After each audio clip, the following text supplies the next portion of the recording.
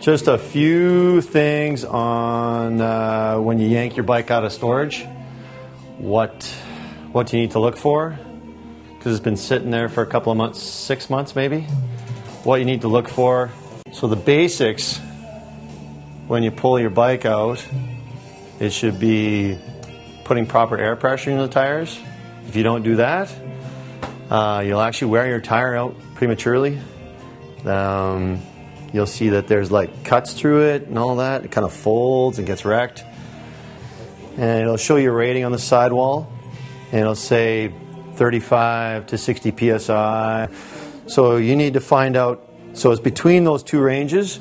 It could, if you're a little bigger, you have to fill it up a little more. If you're riding the road a lot, you need to put a little more air in it. If you're riding off-road, you use a little less. Or if you're lighter, a little less. So you need to find that balance. Tires, then get into your cables. Is it shifting right? The cable's going to stretch. The cables can also have some rust, oxidization. That slows the shifting down. Also, the chain is really dry. This one's super dry.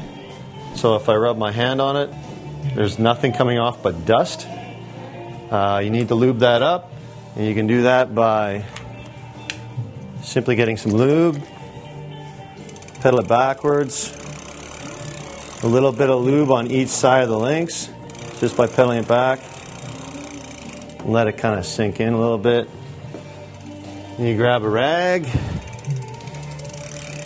just pull it through a rag.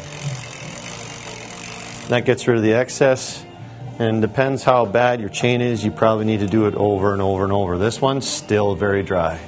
The common misconception is that WD-40 works well as a lubricant. It's not meant to lube anything. It will, but then so will Jello and water and everything else. It'll lube for a bit and then it dries out.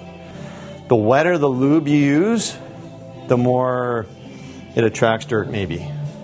So a lot of dust and you're using a wet lube, it's going to attract a lot of dirt and you'll get a lot of wear on your chain. So you lube all that.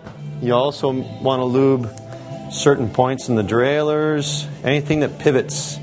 All that gets dry and it gets oxidized and it just gets worn out too fast if you don't lube it. And it also won't shift right.